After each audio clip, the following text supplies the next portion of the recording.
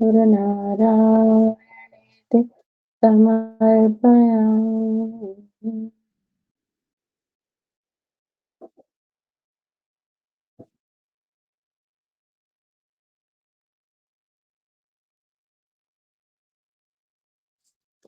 Jai Guru to everyone. Welcome to a new session of Gita. So we are going to start today Karma Yoga. Very interesting chapter because this is the fundamental basis on which the entire world revolves, at least our earth, definitely. In fact, the entire creation, Guruji says, and Krishna says here. So let us do this. So I request Gauriji to start off the chanting. You can do the first two shlokas.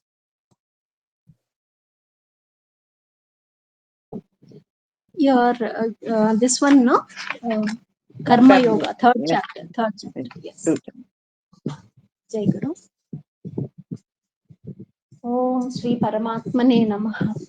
अथ तृतीयोऽध्यायः कर्मयोगः अर्जुन उवाच ज्यायसि चेत् कर्मणस्ते मता बुद्धिर्जनार्दन तत्किं कर्मणि घोरे मां नियोजयसि केशव व्यामिश्रेणेव वाक्येन बुद्धिं मोहयसीव मे तदेकं वद निश्चित्य येन श्रेयोऽहमाप्नुयाम्.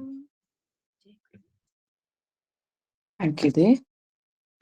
So this chapter is actually very simple. The chapter is called as Karma Yoga. Yoga means union, karma means action.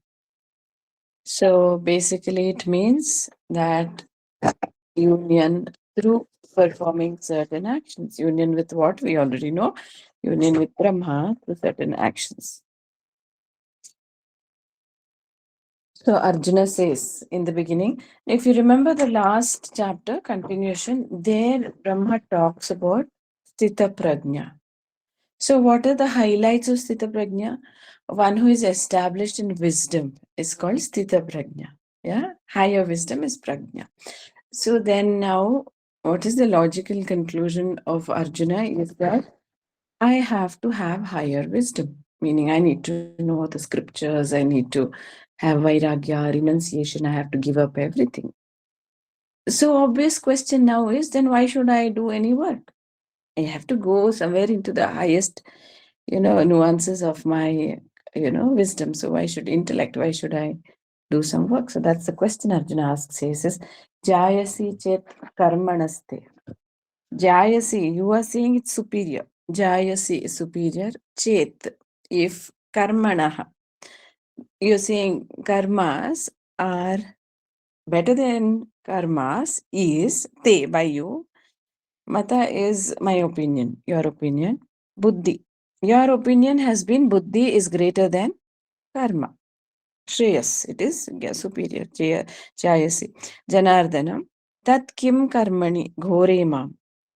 Then why karmani ghore mam? Ghora means something which is very, basically very gory. Literally gory. Jiva are very gory. Maybe these words in English also came from Sanskrit, definitely. So you only told me that wisdom is more important.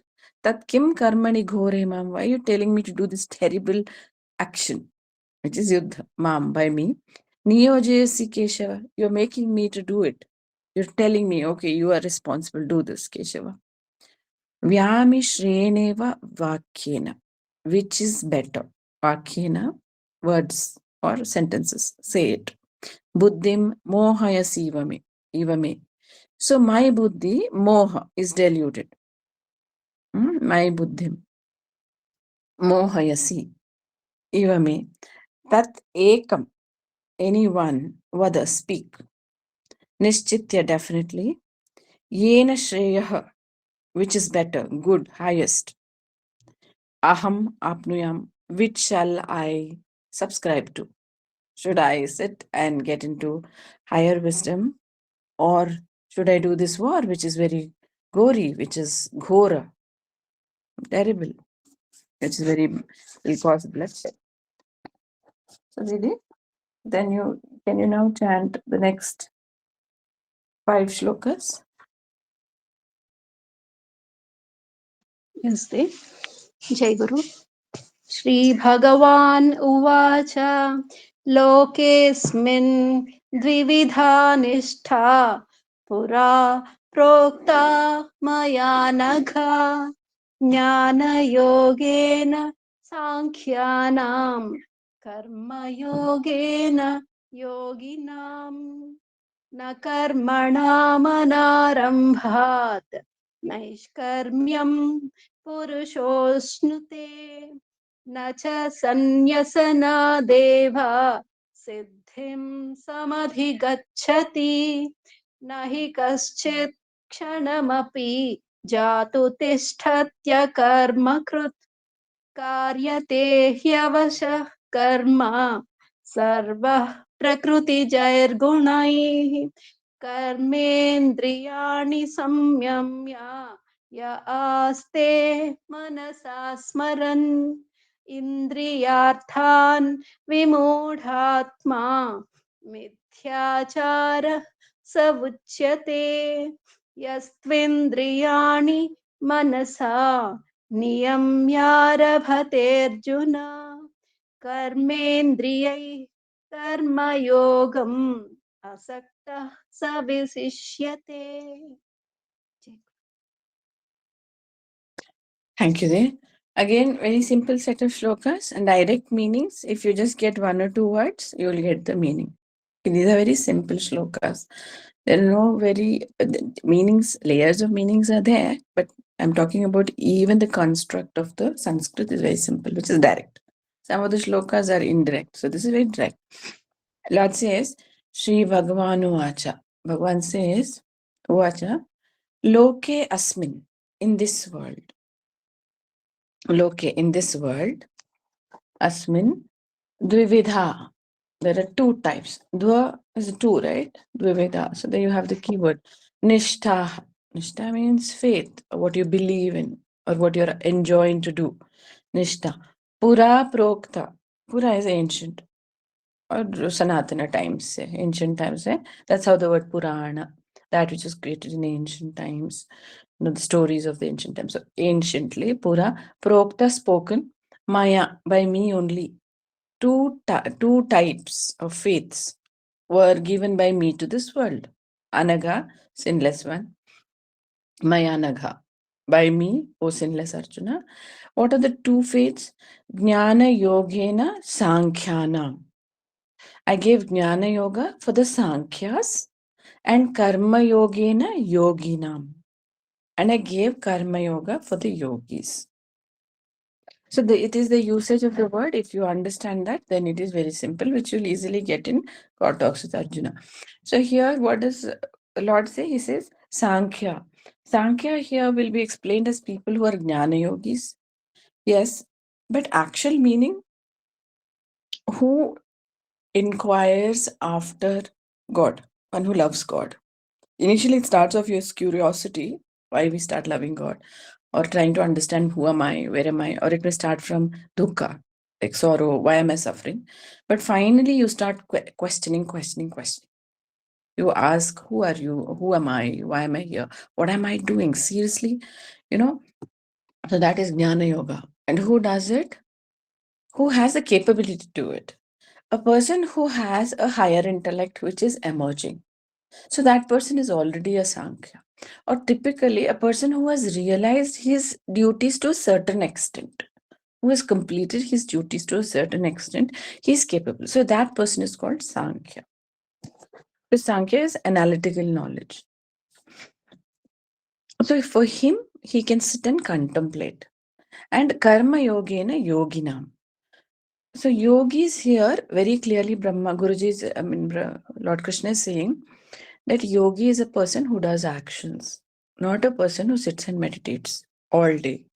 So that is given, that job is Sankhyas or Jnana Yogis, like Ramana Maharshi, Anand Mahima. All those are Sankhyas. And you and I are yogis who have to work hard in this world. Like Rama is also a yogi. Why is he a yogi? Because he's called, a great yogi. Why? Because he had to do all that. He had to fight, he had to live his life, he had to be a king. He was a great yogi. So, yogi, according to this definition of Bhagwad Gita, is a person who does actions. What is it? Karma yoga he has to do.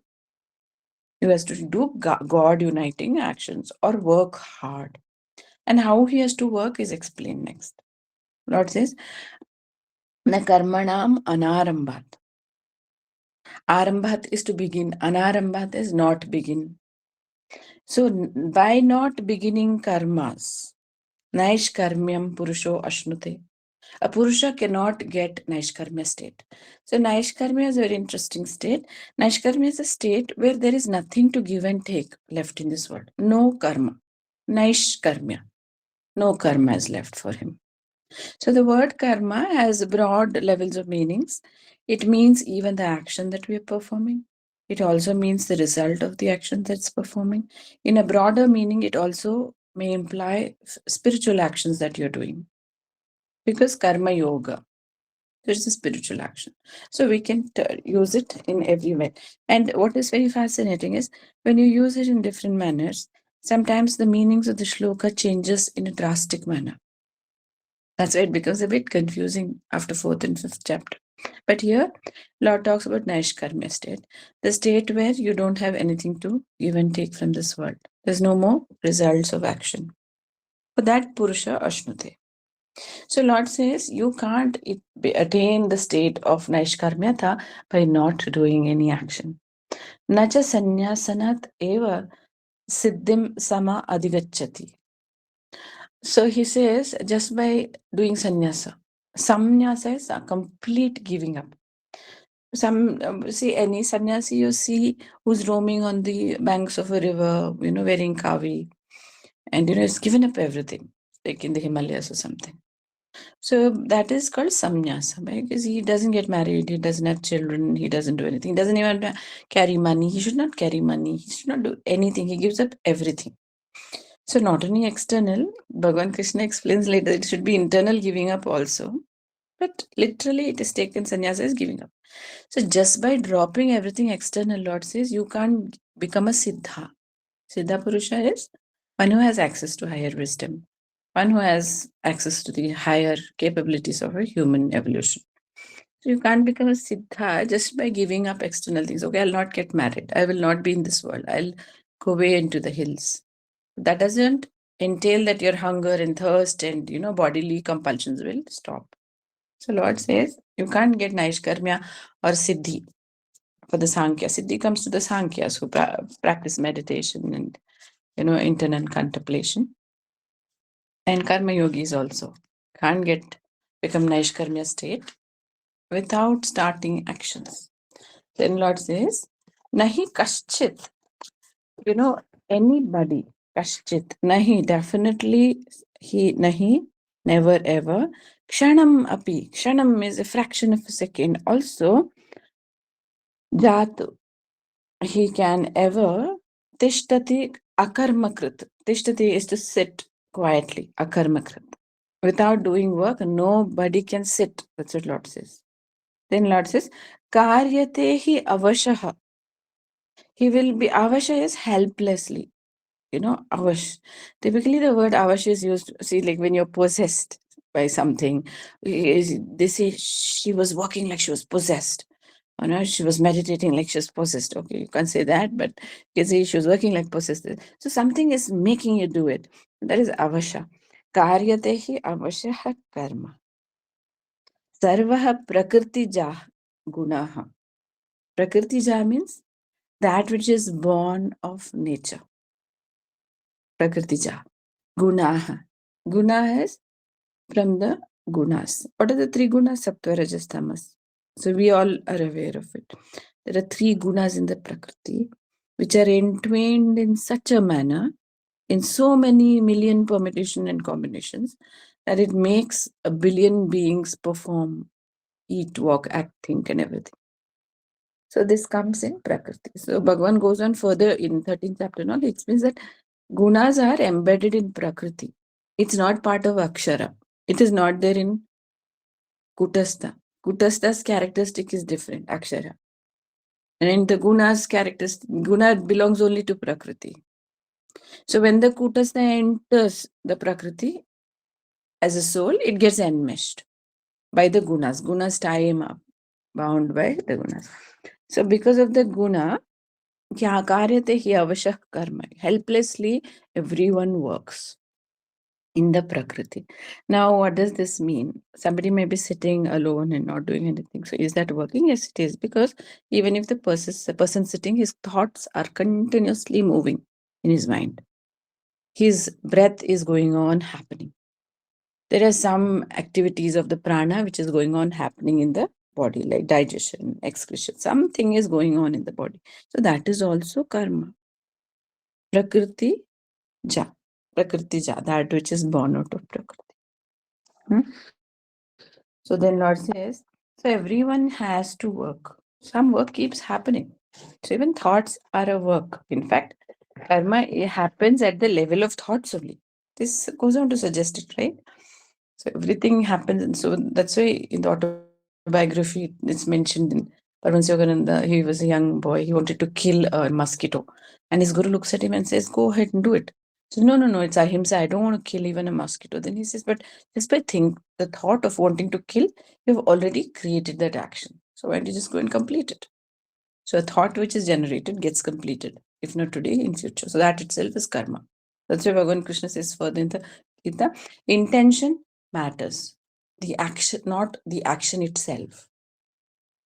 So when there is no intention but the action happens, that is a akarma state. That we'll learn in the next chapter. That is a very high state. So Lord here says, he continues, Karmendriyani samyamya ya aste manasa smaran. Karmendriya, we know what is karmendriya. All those organs of action is karma, that which through which you can do action, like speech, hands, legs, you can walk, you can speak. All these are karmendriya. Suppose you hold on to your karmendriyas, like I will not move from here. Like you say, I'll not walk, I'll not lift anything. Samyamya, that is holding on. Ya aste manasa smaran. But you will keep thinking of it in the mind. This again suggests that action happens in the mind. Aste manasa smaran. In the mind, you're remembering. Indriyarthan vimuda atma. So indriyarthas are vishayas. Like when you suppose you're sitting quietly, also hunger will hit you. Then you'll think of food. Water will get created in the mouth. Indriyartha, that is an indriyartha. Means it is a pleasure-giving sensation in the mind. Then you become a vimodhatma because you're thinking of those pleasure-giving activities in the mind. Mityacharasa uchyate. Uchyate is spoken of. Here is he. So, or they. Saha is he. Mityacharasa uchyate. He is called as a person who is a hypocritical person because he's thinking something in the mind, but he's saying something else on the body level. Like he's saying, okay, I am an Aishkarmya, Akarma Siddhi Purusha. But he's not actually a Karma Siddha. You may act like a sannyasi, outwardly change your this one, but internally, your mind is indriyartha and vimodartha. You're constantly thinking of indriyarthas, pleasures. Then Lord says, Yastvindriyani manasa. Yatu indriyani manasa. But those who keep the indriyas by the mind, niyamya, aravate Arjuna, controlled by the mind. So keep the indriyas, sense organs, controlled by the mind, Arjuna. Karmendriyai karma yogam. And use your karmendriyas to do karma yogam. Asakta savishishyate. In a detached manner. Asakta. Sakta is to be attached. Asakti. You get that word asakti, no? Like that. Asaktaha saha. They vishishyate. They are superior. They are Vaishishtyam is higher than the rest, no? Something special like that. So who is special? Not the person who is lazy and sits saying, I am a siddha, but thinks of all the pleasures and desires in the mind. The next sloka is saying, who is special? There are special people who continuously work using your hands and legs and all this apparatus God is given in the Prakriti, but the mind is controlled. So there are layers of meanings. This also goes on to say something very interesting. If you are working hard, your mind is calm. If you are working hard, you sleep well. If your physical body is moving, you are going to have peace of mind. So if you see this is the jada, or this is the root of all the ills in the world. Any person, whoever it is, who has no work to do, human. We're not talking about animals and jantus, like not insects and everything. So we're talking about humans who have buddhi. Buddhi ekya manushyanam, right? So those who have the buddhi. So these beings have to work. Otherwise, idle mind is devil's workshop. They will think all nonsense. And they have to asakta savishishya, they have to continuously work, detached manner. Then only they can become. So why it is like that, Lord will explain next. Why you have to work like that. Didi, can you chant from 8 to? You can chant from 8, 9. Okay, only 8 and 9. Can you chant? Okay. नियतं कुरु कर्म त्वं कर्म ज्यायो ह्यकर्मणः शरीरयात्रापि च ते न प्रसिद्ध्येद कर्मणः यज्ञार्थात् कर्मणोऽन्यत्र लोकोऽयं कर्म बन्धनः तदर्थं कर्म कौन्तेय मुक्तसङ्गः समाचर.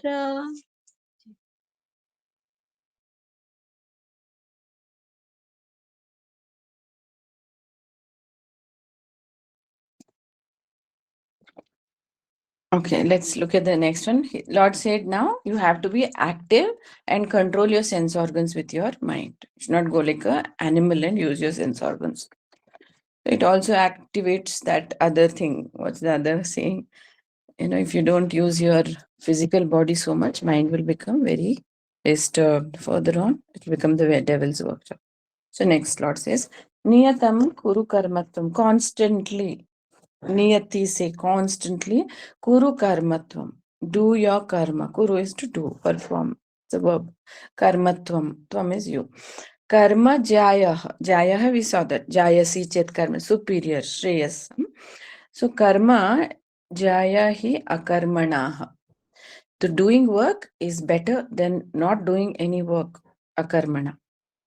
So here akarma means laziness in this shloka. Sharira yatra pi. Sharira yatra, movement or journey of the body. Meaning generally if you want the body to be alive also. Healthy, strong, fit. Also api, even chate for you. Na prasidyed akarmanaha. It is not right, or it is not prasidya is to be possible or something. It's signifying action. Prasidyed akarmanaha. You can't move, keep your body healthy if you don't move or if you don't do work. And the mind also loses its sharpness. So here Bhagavan Krishna is saying man has to be active. Whether you're going to the gym or whether you're using your mind for studies, education, or you're constantly doing something in the office, working, you're digging a ditch, or gardening, you have to be active. As simple as that. Because Prakriti herself is active. Every moment, everything is changing. Bees and insects and animals, everyone is busy. Even the angels and the gods and everyone, the higher beings. And then the highest beings, the Siddhas and Charanas, and then the highest avatars, all of them are busy. So why not even me? So Lord says that there is a time for resting.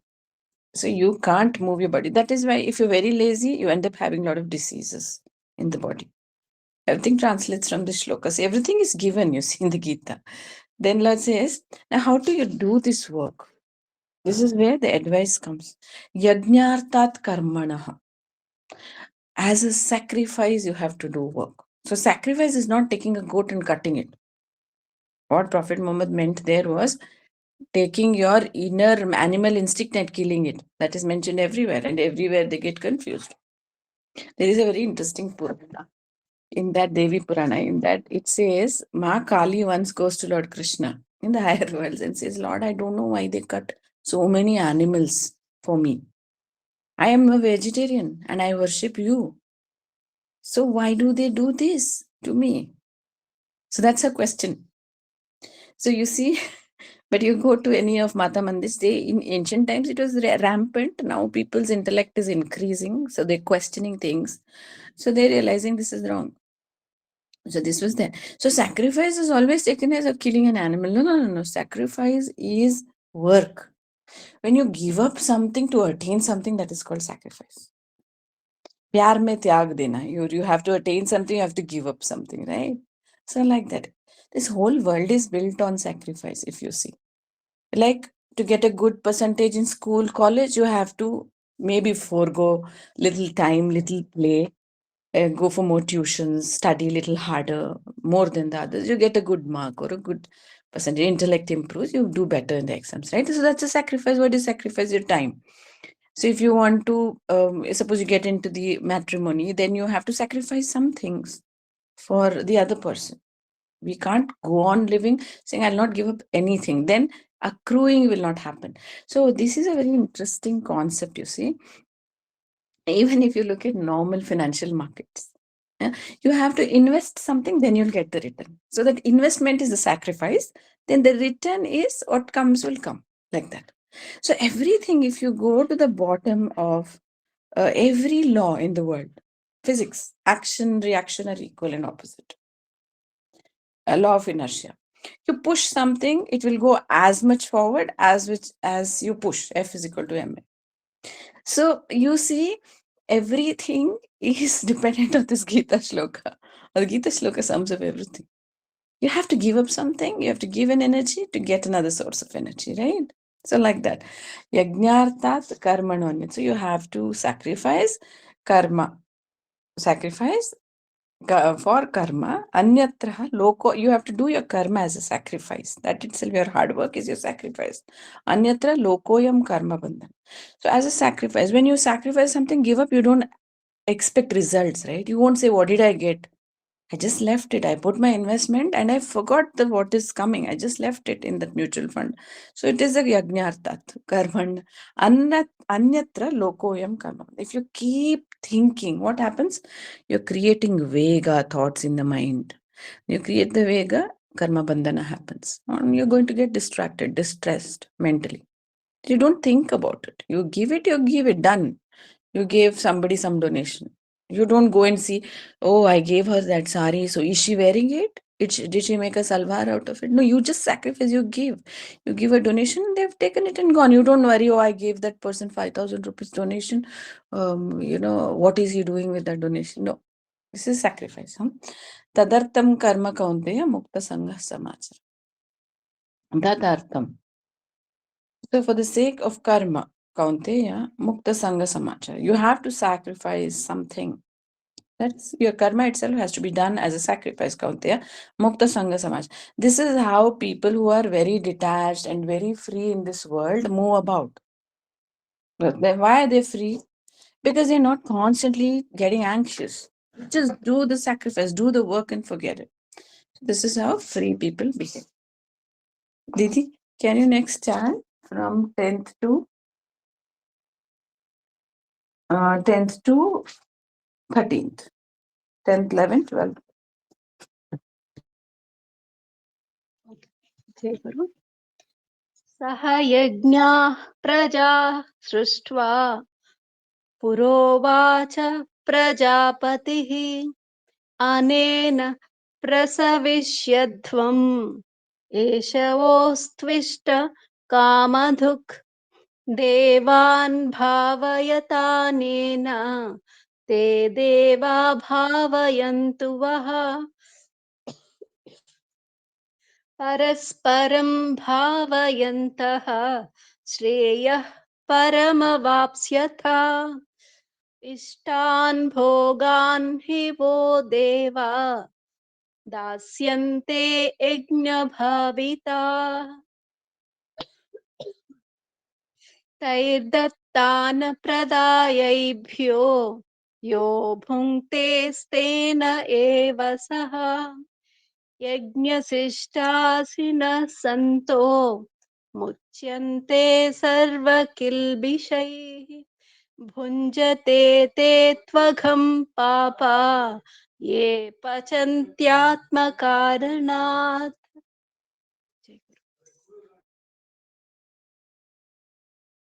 Thank you. These are also very interesting shlokas. This also gives so many dimensions, talks about the Puranas, and all those, the Vedic times, and all very briefly though. Lord says here, he's introduced the concept of yajna. So he says, hey, yajnartat karmanonyatra lokoyam karma bandhana. Do all your works as sacrifice. Don't think what it's going to come. Just do it.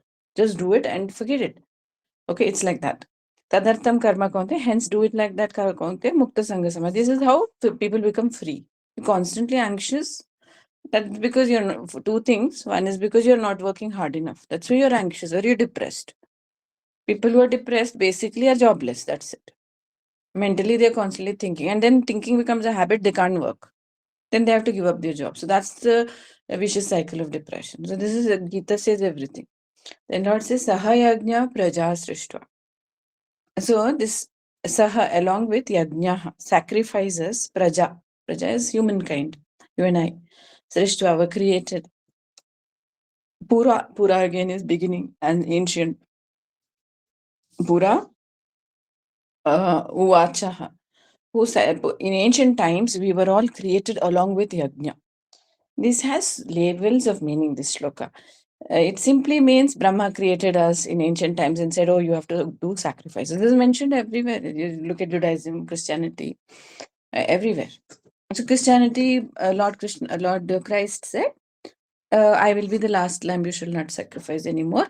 But what will happen? You are going to sacrifice in the way of devotion, like, surrender, devotion, all your money. You have to give the church. That is a sacrifice, right? So you will not do gory sacrifices. So the same thing was there in ancient times also. So what is the meaning of this Bhagavan explains? Sahayajna praja srishtva purovacha prajapati. You have to give up something in order to get something. So human beings were created with the duty of sacrificing something. Srishtva prajapati. So what kind of sacrifice should you do? See, if you look at the ancient times, people did not have mobiles or cars. So the most important thing that they possessed were animals. So through animals they used to consume their milk. They used to use them for wool. Animals, so basically everyone was a shepherd or a cowherd, you see. So they could give what you could get from what they had. So they had a goat or a sheep to sacrifice. This is very ancient time. But today it doesn't make sense. When you go to the market, you spend your money and buy the goat and come and kill it. That just doesn't make sense. Yeah. So God is asking what you have within you to sacrifice it.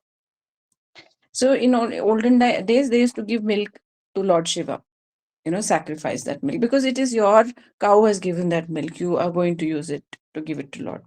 So things like that. So this is sacrifice. Today's world, you can sacrifice your time, you sacrifice your money, you give it to God. That is to say, you have to donate something. People who don't donate, this is what's going to happen is they're going to lose money. If there is no concept of donation or sacrifice to spiritual causes over a period of time, by accumulating so much, they will actually start losing. There's a Japanese technique of accumulating money also. They say the Japanese one law, I forget the name of the law. They say that when you want to really become rich, you have to give a lot without thinking. You act rich. It's got a specific word, just like that ikigai and all those things, no? The Japanese term. It's there. So if you want, so that's sacrifice. So you just give it up and it'll start coming with you with interest 10 times, 20 times, 30 times. People may feel this is not true, but this is the truth because there are unseen spiritual laws which are existing.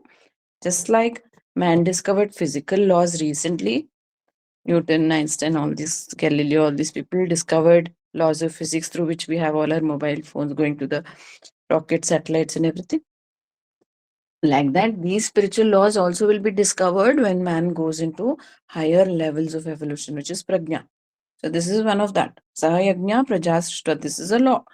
We were all created pura in the beginning. Uvacha prajapati. When we were created, the prajapati. Who's prajapati? Typically is considered as Brahma. So even in the Bible, it says that Lord said, "Let us create men." Who is the us? People typically ask, whom was he addressing? If there was nobody, whom was he addressing? So this Western civilization speaks like this, but all the answers are there in our scriptures. It is very clearly mentioned. The hierarchy is there. Just like we have a hierarchy, if you just look at our look around, you see different types of animals, you see different types of plants, billions of types of plants. So it can't be that all-knowing, all-supreme Brahma just created one earth and then forgot everything. No, he did not. Today, scientists are discovering there are billions of types of being, billions of stars out there.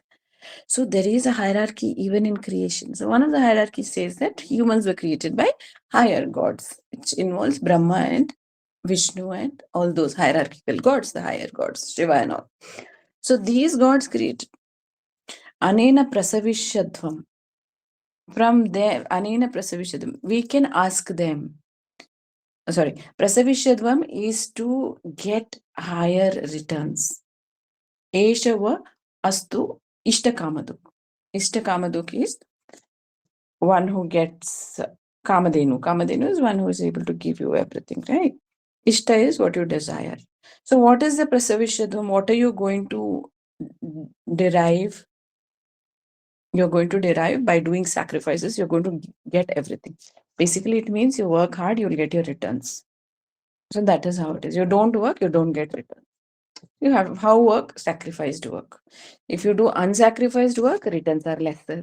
We'll come to that next 2-3 shlokas. Very interesting. This is all hidden spiritual laws. If you do sacrificed work, then you get your returns, huge returns. But then again, expecting returns reduces the returns. Lord says, Didi, have you chanted this? Yeah, she has. Devan bhavayata anena te deva bhavayantuah.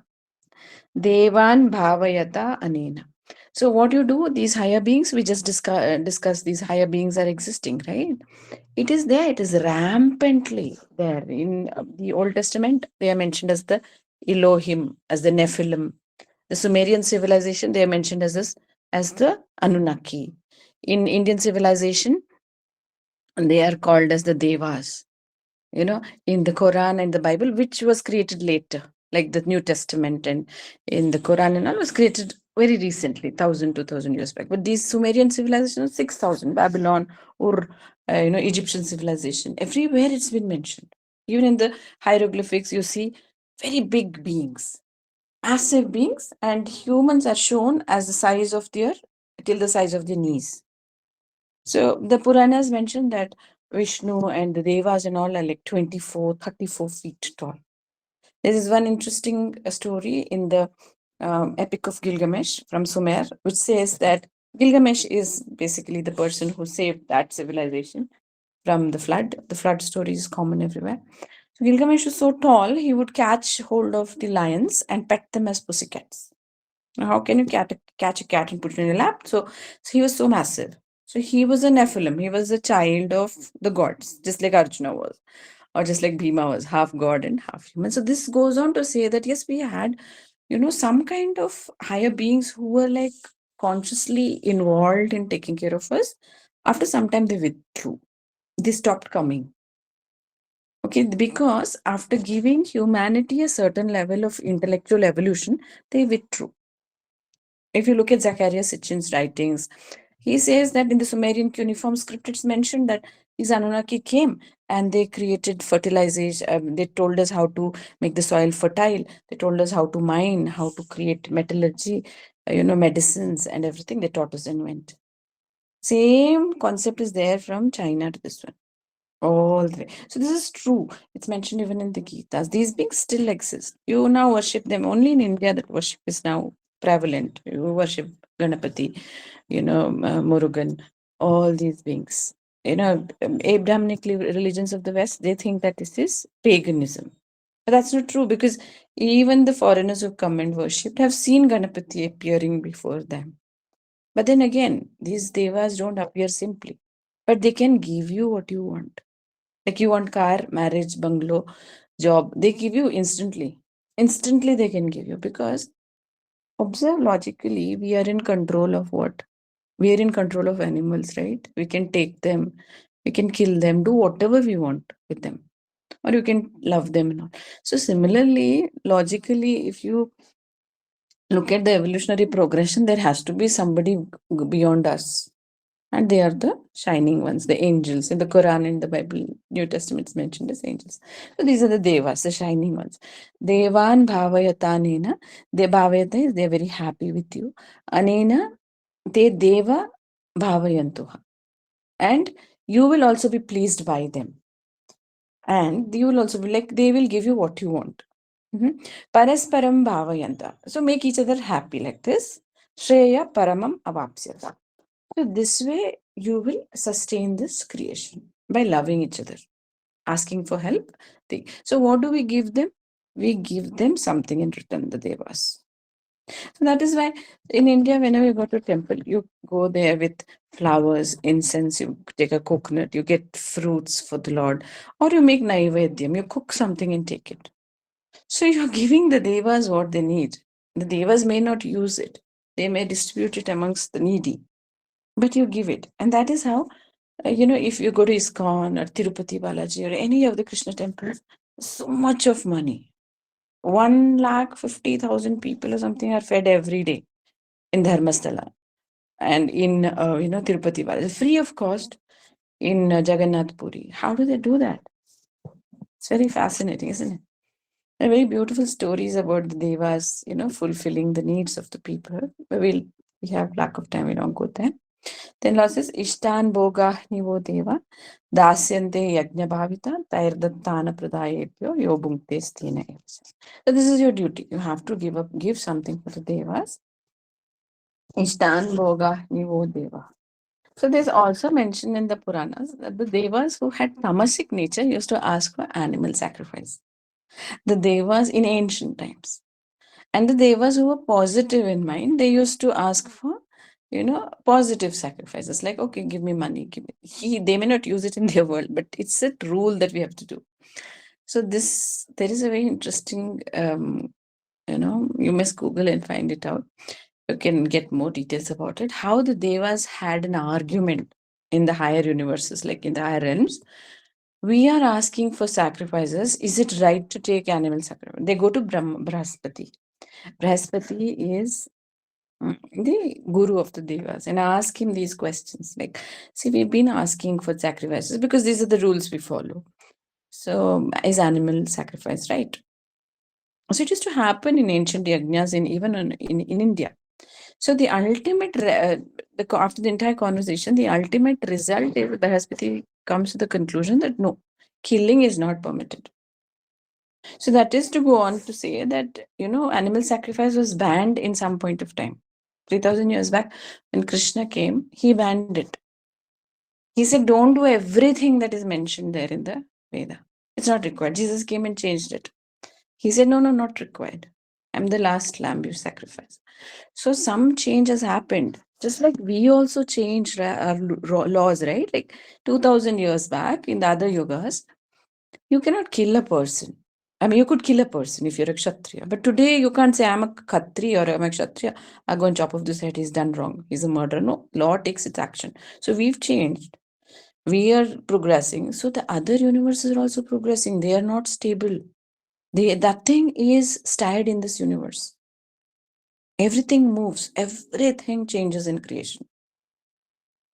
Even the higher realms keep changing. So if you see a Deva today, he may not be wearing, the same dhoti and angavastra. He may be wearing some other clothes. Like he may come in a ship with, different types of clothes, which are very different.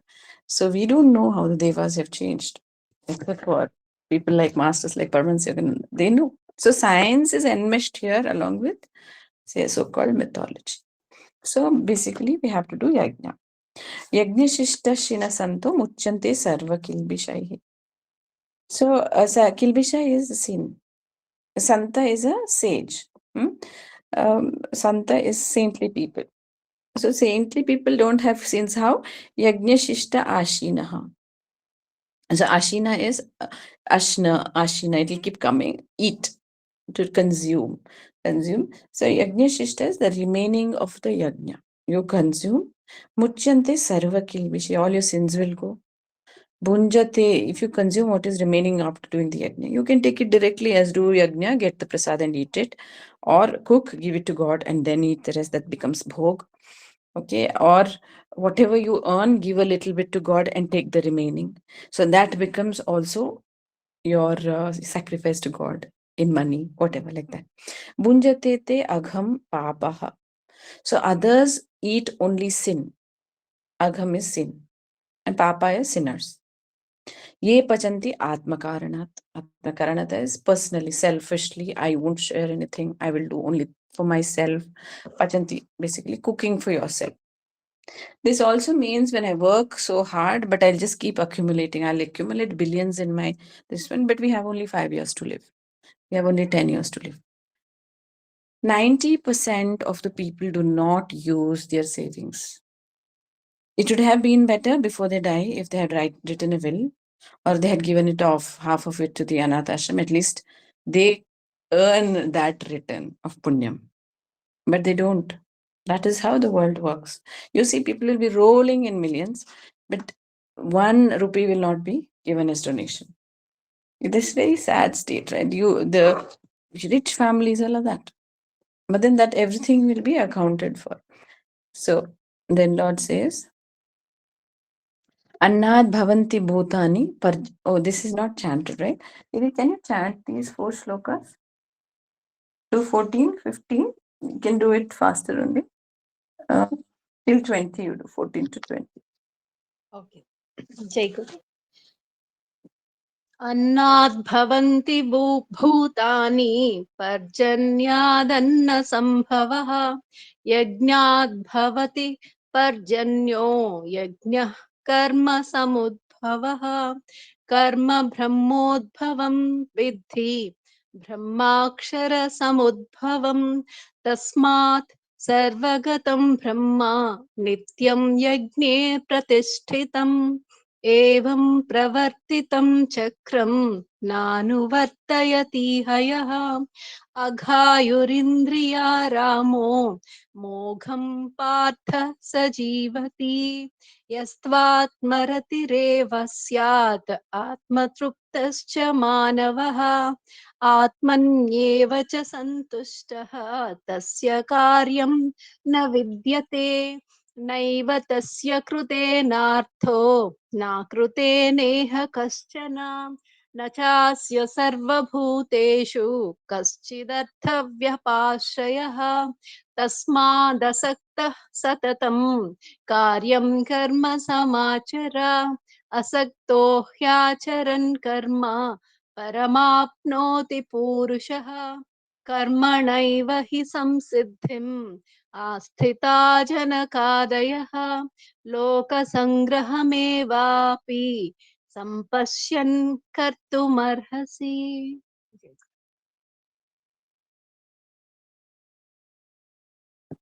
Thank you, Lily. This is very interesting again. The Lord is talking about some of the basic hidden laws of creation. He says, now this law appears not only for us, this also appears to the devas. So the astral beings have to take care of you and me. That is their duty. And our duty is to take care of the astral beings, as in give them something in return.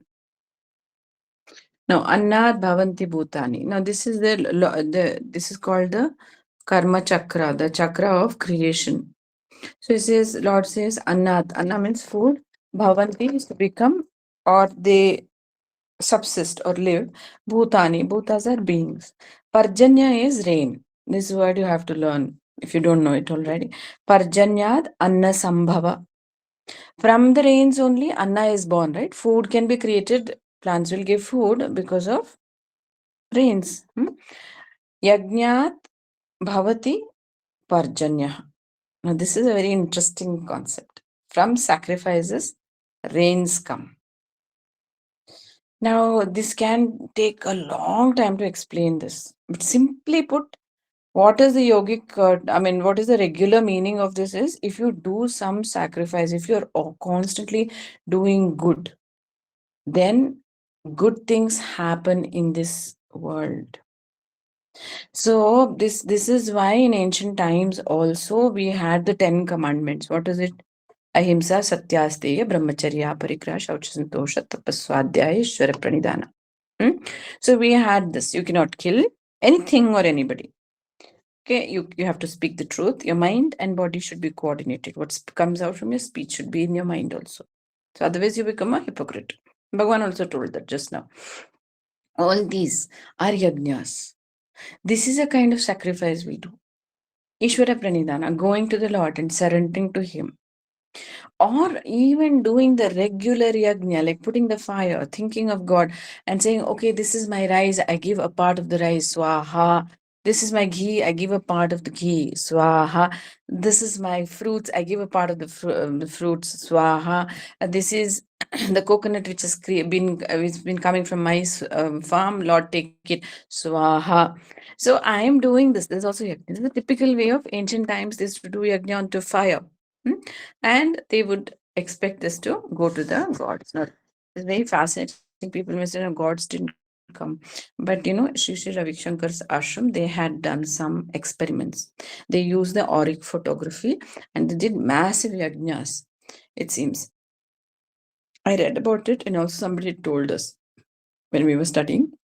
During that time, they did these huge yajnas exactly as it's mentioned in the scriptures, and the huge kunda and all, they made it 300-400 people chanting together. It sounds very beautiful, right? Sanskrit chanted 300-400 people, and they took this Kirlian photography, auric photograph of the fire. You won't believe it. At the end of every swaha, they saw hovering images of massive beings. Can you believe it?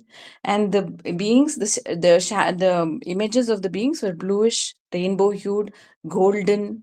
Some were yellowish, some were greenish. These are higher colors, violet, vibgyor, violet, indigo, blue, green. Higher frequency colors are of the higher universe. Red and brown and yellow are lower frequency colors from the earth. That's why vibgyor top to bottom, right? So these beings, they appeared in those colors in the aura photography. And interestingly, the photographs that were taken, the aura photographs in machines, they're not in like photographs. Those machines, they were big and they could not cover the entire body. So then they had to shift it up so they could get the silhouette of these. So the devas were appearing to accept those pranas. Prana is given to the devas.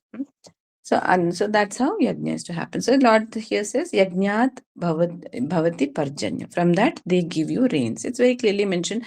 Devas are in control of rain, fire, air, and everything. Just like you and I are in control of a dog or a cat. We can beat it or we can pet it. So they are in control of us. Like it or not, whether we believe it or not, for want of a pin, the universe will not collapse. Autobiography says it, right? So God is not depending on our belief or not. It is in our good fortune that we have to believe these things. If we don't, we are the losers. Anyway, after death, we'll know anyway. These things exist. Yajnat bhavati parjanyo, yajna karma samudbhava. So to do some kind of yajna, you need to do some activity, right? So you have to go to the field, you have to grow your food, and then you can give what belongs to you to God. So it involves a lot of karma. Then Lord says, karma brahmodvavam vidhi. How did karma come about? Brahma himself created this karma. Who's Brahma? The two ways of looking at it. Prajapati. Previously, Lord Prajapati said, I am giving you sacrifice. He only created this plan that, this is how the world will work. You work hard, you get your return. So Brahma created the iconographical Brahma whom we see, the Prajapati, the king of the gods, or the god of the gods, he created. Another way of looking at it is, like the yogis mentioned, that the Om, which we call as Amen or Hum or Amin, this is the first fundamental word, the sound that started the creation. So that sound is called Brahma. It's called the cosmic fire. From there, karma started. When it started moving, everything started moving. The day that sound stops, Om stops, that sound stops, everything will stop moving. And that's Pralaya. That's the end of creation. It may not never happen for billions and billions of years, but one day it will stop. So karma brahmodbhavam vidhi, Brahma akshara samudbhavam. Now, where did that sound start from? Akshara, that which never gets destroyed. Is akshara. Akshara is which gets destroyed. So akshara is typically considered as kutastha chaitanya, or that chaitanya or consciousness. That consciousness created the sound. So physics is also going towards that area. Everything is coming through consciousness.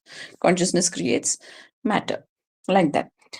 Brahma akshara samudbhavam tasmat sarvagatam brahma nityam yagni pratishthitam. Hence, that Om, that sound, or the cosmic fire, which is Brahma, or Brahma here is God, the God of the gods, is always there in when you do yajna. They are always there. The God of the gods is happy. He is always there. So you can take it directly also. There are layers of meanings also. Lord then says, Evam pravartitam chakram na anuvartayati haya. Like this, there's a cycle which has been created, in creation. Na anuvartayati. So if you don't follow it, whoever doesn't follow it, yaha, aghayur, he's a sinner. Aghay is sin. Indriya aramo. He's just living for pleasures, which is more condition of the world today. Mogham partha sajivati. Moga is, it's like a foolish living. His life only is foolish. He's not done any sacrifice, doesn't go to temple, doesn't pray, doesn't worship, doesn't surrender, doesn't do anything. He has a pleasure-seeking mentality. And most of the beings do that today. And what is happening to the world, you can see that. By living selfishly without sacrificing anything. I want, I need, I need, I need. So people are like that. Governments are like that. Countries are like that. Politicians are like that. The whole world, when it is like that, that is why there's so much of poverty. That is why Africa is suffering. That is why wars are happening. That's why bombs are being made. Bombs are dropped every day. That is why billions of people are dying. So why? Because that chakram is not being followed properly. Whatever we have to work hard, give selflessly, surrender, and hope for the best for everyone. So that chakra nobody is following. So everyone is accumulating. So it's not asakta karma. It is sakta karma, right? So that is why this destruction is happening in the world. And as long as each person does not change, the destruction will continue to that extent how much of selfishness we possess. So that is why Paramahansa Yogananda and so many masters, Aurobindo and all said, you change your mind, you change your thought process, make it pure. You start yourself. And then hundreds will change, your family will change, your children will learn from you. When your mind is pure, you do the sacrifice, you give for others, encourage giving. Nowadays there's a very modern concept, no, beggar is begging, so you don't, because by giving him money he will never work. He will never work anyway, whether you give or not. Remember, beggar has been created so that you learn humility. Evam pravartitam chakram. So there is a chakra, there is a reason why that beggar was put there. It's a very fascinating analysis. We go later sometime. So Lord says, Yastvatmi ratireva syat atmatrittascha manava atmanyeva cha santushta tasya karyam na vidyate. But there are people who don't have to follow this rule, this chakra. Who are they? Atmatriptascha manava. That person who is content in his soul. Who is content in a soul? Who never feels hungry. Who never feels sukha dukha. Who doesn't have to eat food, excrete. Who doesn't have to take a bath. You can imagine Shirdi Sai Baba just sat there in Dwarakamai morning till evening. Ramana Maharshi just sat there. Whether he was Nanga or whether he was wearing clothes did not matter for him. Whether he put his hand into the dhuni and burnt his hand or not, that did not matter. Whether Ramana Maharshi got food or not. So they are Atma Triptascha, they are realized souls. They are not dependent on even oxygen for breathing. So they don't have work on this earth. They don't have to follow that law. Yahtu, those who Atma Rita, enjoying Rita, not Ritam, here it is Rati, enjoy. Atmarati eva syat, definitely definitely is Atma Triptascha, happy in their own Atma, Manava, such being Atmani Evacha Santushta. Atma is giving them joy. They don't have any desires. Tasya Karyam Vidyatam is to get or something to give. They don't have anything to give or take.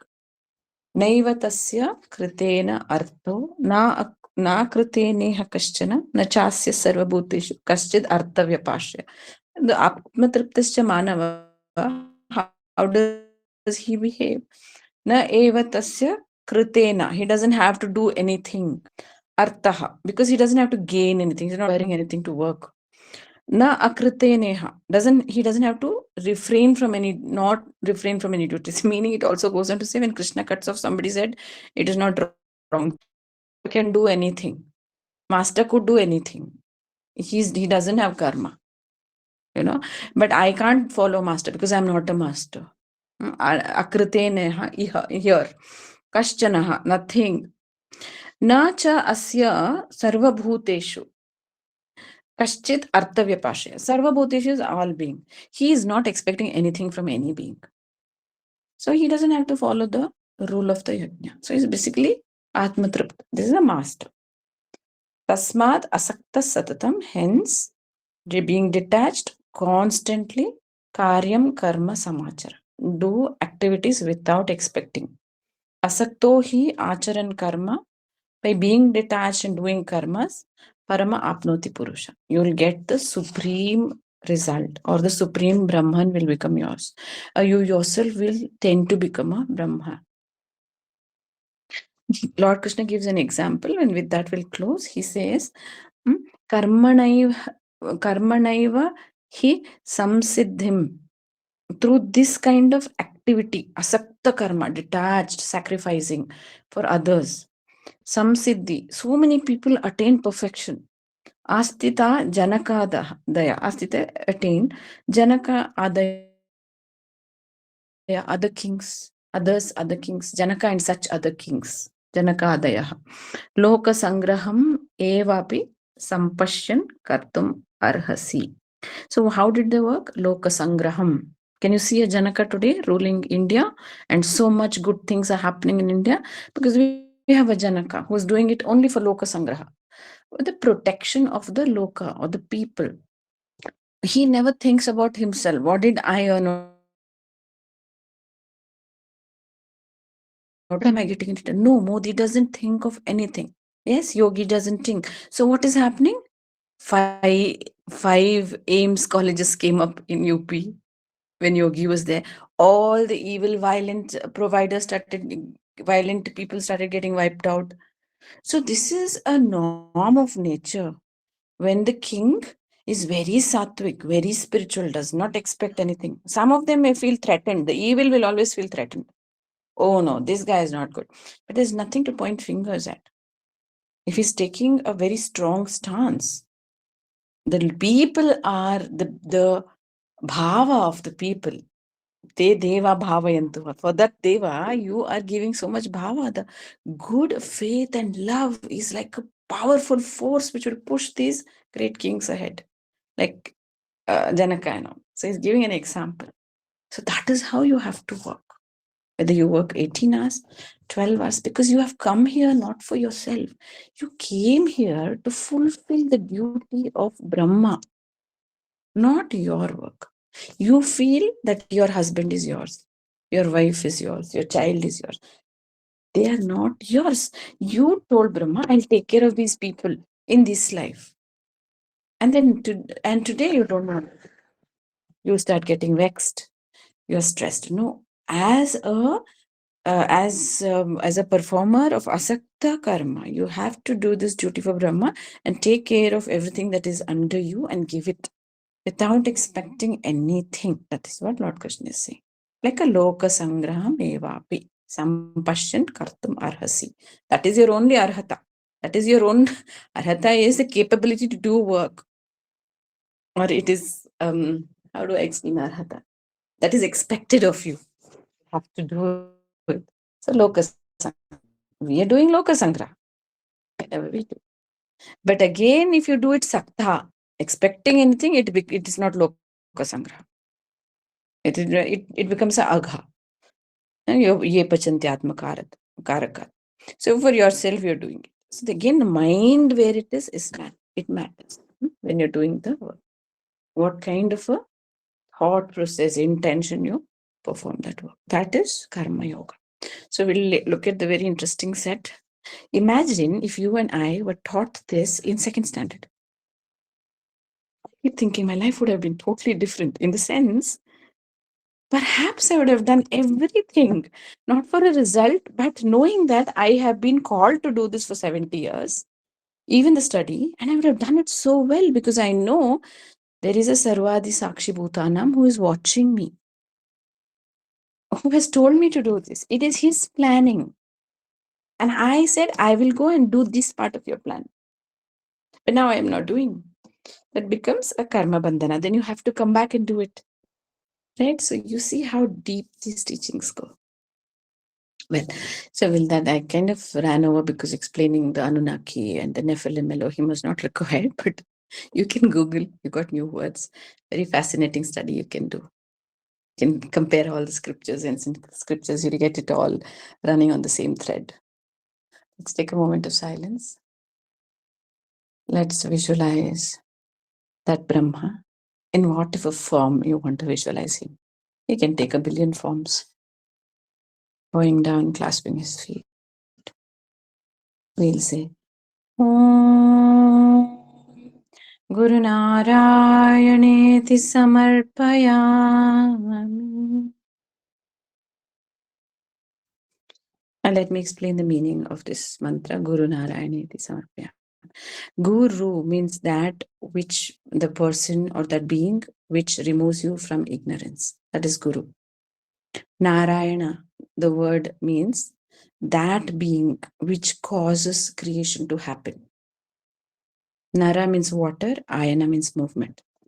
So that being which causes the waters to move. Meaning basically what you do when you throw a pebble into the water, everything moves, right? Creation starts.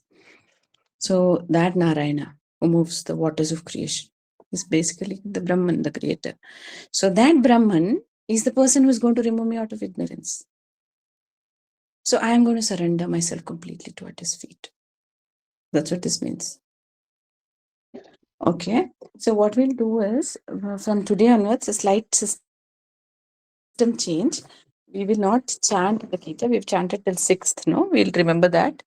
So now what we're going to do is these 20 shlokas, all of us are going to chant together loudly. And one of us will lead us, who is the best chanter, of course, Gauridi we have. So she will lead us quickly these 20 shlokas.